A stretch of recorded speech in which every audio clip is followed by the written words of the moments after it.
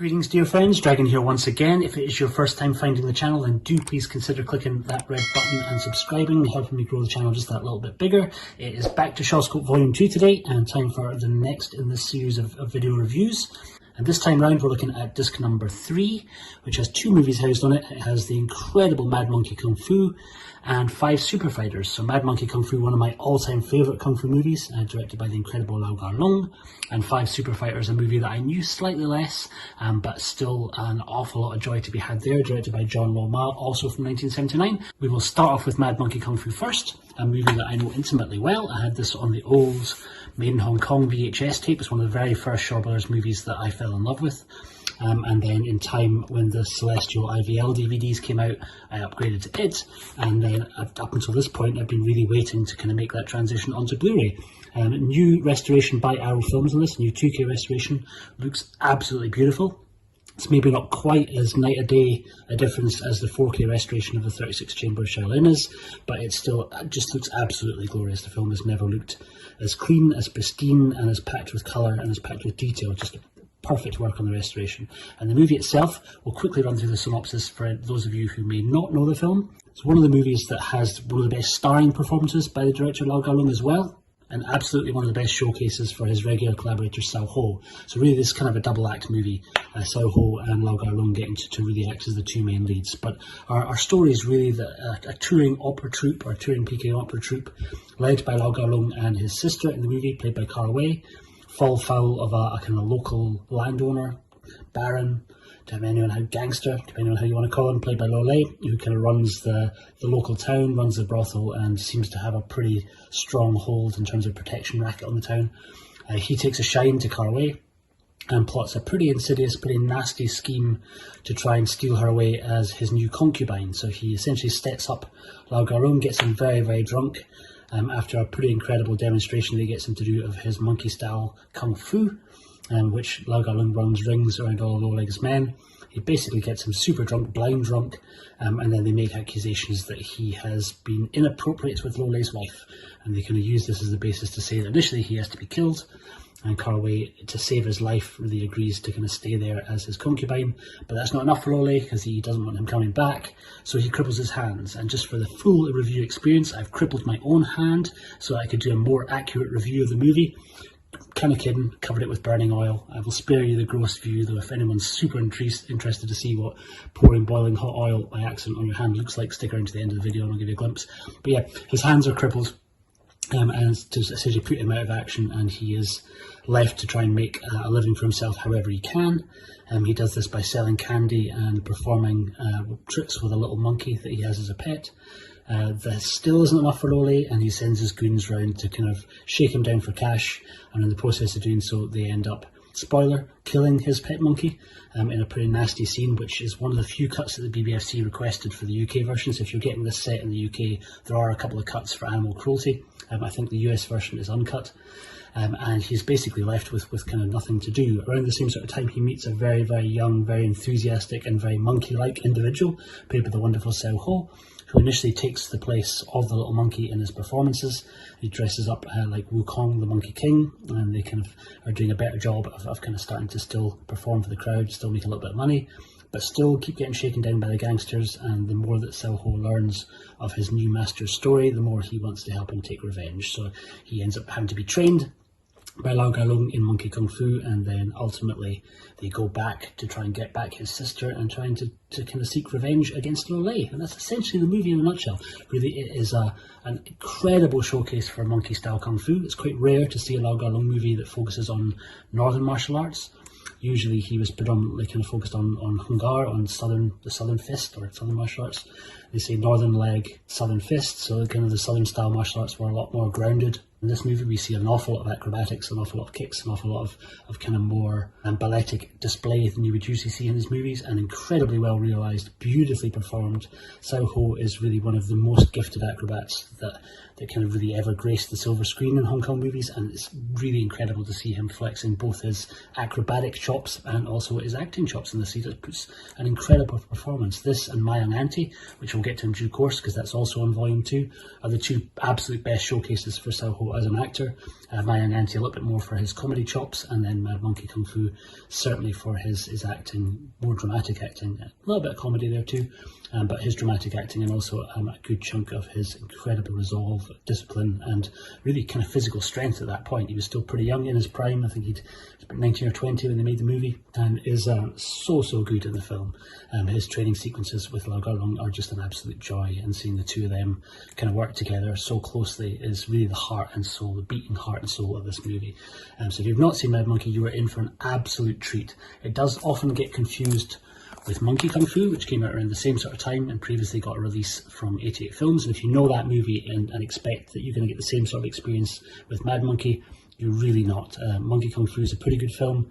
Mad Monkey Kung Fu is an exceptional film. We'll get to Monkey Kung Fu a bit later when we talk about 5 Superfighters.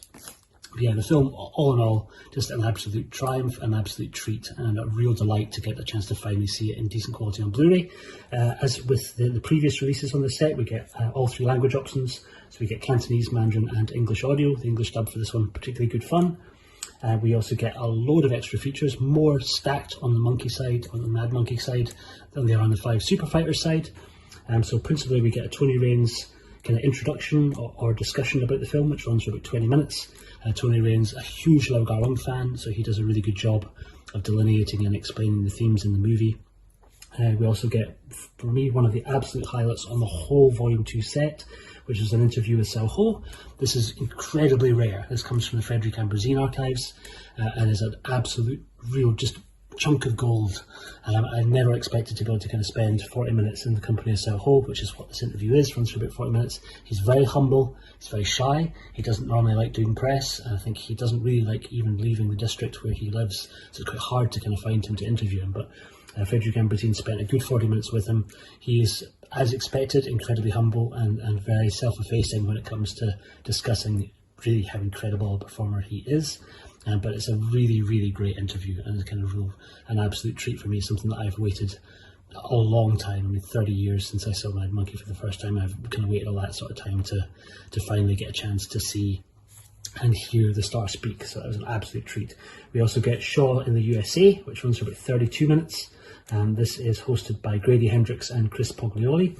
I believe they are the guys behind, or the authors of These Fists Break Bricks book, and they kind of do a good overview of how Shaw's kind of found success in the US, kind of the rise of black belt theatre, and which exposed so many people to Shaw Brothers movies. And they kind of speak about really how those films kind of took root and took hold in the hearts and minds of the American viewers. Like I say, that runs for about 32 minutes, pretty good. It's kind of one of the better kind of new features they've made across the set. We also get stack of trailers, so for Mad Monkey we get the Hong Kong, the US and the reissue trailer, and there's also a 57 strong photo gallery, and these photo galleries aren't to be sniffed at really, they're really good, include a load of lobby cards that are very rare, so the original Hong Kong and the German lobby cards, a real treat to see. And there's also probably the best extra, which I've saved to last, is a wonderful commentary track for Mad Monkey Kung Fu by the incredible Frank Jeng, joined once again by Michael Worth, the chap behind the Clonescast podcast and the man behind the Pearl River Blu-ray label. Michael Worth really cannot undersell how much he brings to these commentaries. So Frank Jeng is fantastic at knowing kind of particularly the language and the intricacies of Cantonese, and can kind of really speak about the dialogue and speak about the overview of the film. Michael Worth, very technical minded, so he's been a filmmaker himself, and he does a really good job of delineating why certain shots have been used, speaking about the editing techniques that Lau Kar Leung used to favour, transitions between scenes, speaks about the anamorphic lenses that are used across Shawscope movies, and the two really work in perfect harmony with each other. I love it when we get those two guys together on commentary tracks, and I hope we get many more, because they really do an incredible job. So yeah, one of my favourite commentaries on the whole set, and I think maybe even one of my favourite commentaries so far we've seen coming from Arrow. It's absolutely fantastic. So yeah, that's a real joy. I'm very glad that they picked this movie to do a full-length commentary track for. It's one of my all-time favourites. So yeah, just an absolute triumph. So it was a hard act to follow for the second film on the set, and we'll move over to the second film, which is, I don't actually have the DVD for, but that's the 5 Superfighters, also from 1979 and directed by John Loma. For those that aren't familiar with that movie, it's a slightly confusing title because you would expect there to be kind of 5 heroes. There's not. There's really essentially 4 heroes in the movie and then 1 villain. But our villain, in this instance played by Quan Fung, comes to town basically looking to root out what he perceives as bad martial arts or bad kung fu. And so he just goes around the local schools just trouncing everybody who's in there. He looks pretty badass. He looks a little bit like one of the Storms from Big Trouble in Little China, with his big huge straw hat, all dressed in black. Looks pretty great, and it's kind of one of the better Quan Fung performances, which is saying something. Quan Fung was a truly incredible performer, and it's great seeing him get his chance to kind of really sink his teeth into being a pretty cool villain. Really, it's hard actually not to root for him for me, because he's very, very cool in the film. But he comes up against a master with 3 students. The master played by Ho Ching Sing, and his 3 students played by Austin Y. Tan Chin, Ni Yun Jun, and Tony Leung Si Hyung, playing Ah Fu, Ah Chu, and Ah Tien, respectively. Essentially, he beats them up pretty badly, and the master, quite depressed, he's let down the legacy of his school. So his 3 students don't really know what to do, but decide they're going to go their separate ways. They go to a crossroads and literally each take a direction each, and go off to find a new master so they can learn basically better kung fu, and bring this back and then kind of fight for the honour of their master. And so ultimately the 3 come back having learnt 2 different skills each, which they can then combine along with their master, and then ultimately they have to go 4-on-1 against the villain at the end to overcome Quan Fung. And that's essentially it. It's a little bit more of a simplistic plot, and for anyone who's a big fan of the Joseph Koh Taiwanese martial arts movies, the very, what I would call shapes movies, you will absolutely love this. And there is also, although it's not really named, there is quite a lot of monkey kung fu on display in this. The master, so Ho Ching Sing, and his students all kind of display different types of monkey boxing, monkey kung fu. Though it's not technically really considered or called a monkey kung fu movie. I don't think anyone even says monkey at any point, or makes reference to the fact that that's the style they're doing, but it is. You can recognise that pretty easily from the poses and the stances. And I do wonder, retrospectively, if the plan had maybe been to actually put monkey kung fu on the set initially, until '88, kind of maybe beat them slightly to the punch and put out Monkey Kung Fu. Same director, and very similar sort of style. So if you've enjoyed Monkey Kung Fu, you'll absolutely enjoy 5 Superfighters.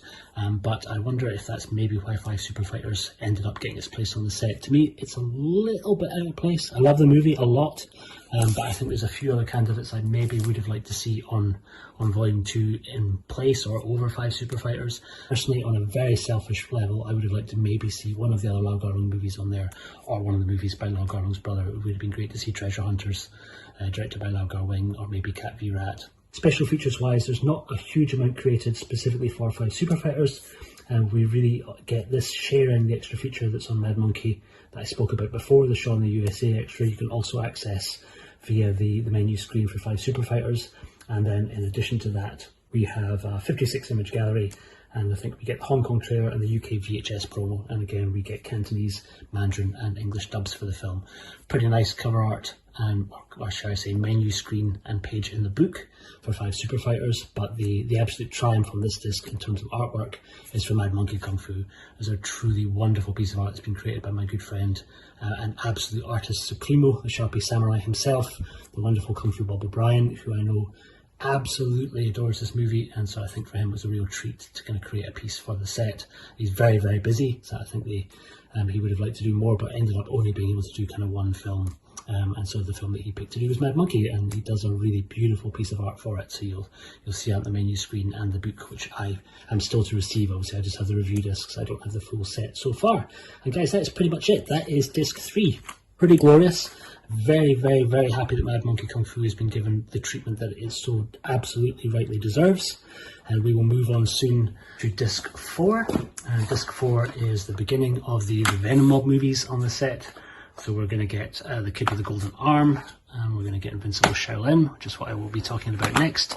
Huge thanks have to go out to everybody who's already signed up to my Patreon. It's been running for just almost 2 weeks now and has had an incredible response so far. One of the things that you get when you sign up is that I thank you at the end of each one of my YouTube videos, so my eternal gratitude and huge thanks go out once again to Kevin Smith, Johnny Wheats, to Dustin Lewis, to Owen Jones, to Carlos, to Asian Cinema Guy, to Matteo Biskic, to Big Movie Freak, to Andy T and to Andy Galloway, Thank you to all of you so much for signing up. We're actually getting incredibly close already to my kind of £100 goal. As I get to the £100 a month mark, I'm going to start doing a regular giveaway for tier 3s, which means at the moment you've got a very good chance of winning a Hong Kong or an East Asian related Blu-ray pretty much every month. Once we get to the £100 mark, now is a very good time to sign up. There's 3 separate tiers. Tier 3 is the one that's going to be relating to the giveaways. Do please take a little look down. I'll leave a link down to the Patreon below. You can take a look at the various tiers that are on offer there and see if you would like to support the channel that way. Thank you very much for bearing with this today. A little bit tricky. My hand is incredibly sore, so I'm pretty heavily subdued with painkillers just now. Basically, I covered it with burning oil and it's kind of wrecked the whole top of my hands. It's really quite hard to move. Sorry for grossing out. It looks a little bit Ebola syndrome, but yeah, hopefully that will heal up soon and I can kind of get back to some sort of normality. But thank you again for watching this. I've been the Fanatical Dragon. I will see you on the next one. Take care.